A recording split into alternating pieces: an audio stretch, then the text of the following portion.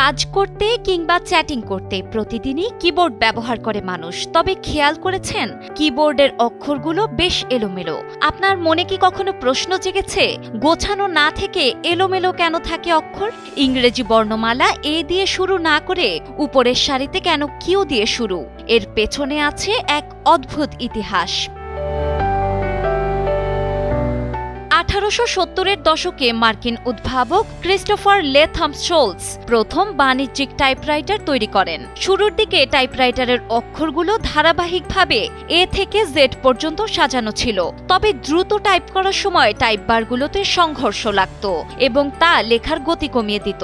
এই সমস্যার সমাধান হিসেবে শোলস একটি কৌশল অবলম্বন করেন। ঘন ঘন একসঙ্গে ব্যবহৃত অক্ষরগুলোকে কিবোর্ডে দূরে রেখে নতুন একটি কিবোর্ড উদ্ভাবন করেন। এতে টাইপবারগুলোর সংঘর্ষ কমে আসে আর এভাবেই তৈরি হয় আজকের পরিচিত কিবোর্ড। এর উপরের সারির প্রথম 6টি অক্ষরের নাম অনুসারে এর নামকরণ করা হয় কোয়ার্টি লেআউট। অল্প সময়েই জনপ্রিয় হয়ে ওঠে কোয়ার্টি লেআউট এবং টাইপরাইটারের যান্ত্রিক সমস্যার সমাধান হিসেবে ব্যাপকভাবে ব্যবহৃত হয়। পরবর্তীতে কম্পিউটার ও স্মার্টফোনে যখন কিবোর্ড ব্যবহৃত হয় তখন এই লেআউটের ব্যবহারই থেকে যায়।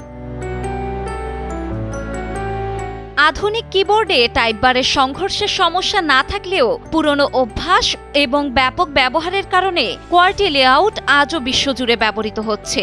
কোয়ার্টি ছাড়াও টাইপ দ্রুত করার জন্য তৈরি হয়েছে ডিভোরাক ও এজারটি লেআউট। তবে মানুষের নতুন লেআউট শেখার আগ্রহ কম থাকায় এগুলো খুব জনপ্রিয় হয়ে উঠতে পারেনি। কিবোর্ডের অক্ষর এলোমেলো বিন্যাস কোনো ত্রুটি নয়, বরং এক সময়কার প্রযুক্তিগত সমস্যা থেকে বের হয়ে আসার একটি লেআউট মাত্র। ডেস্ক রিপোর্ট, সময়ের আলো।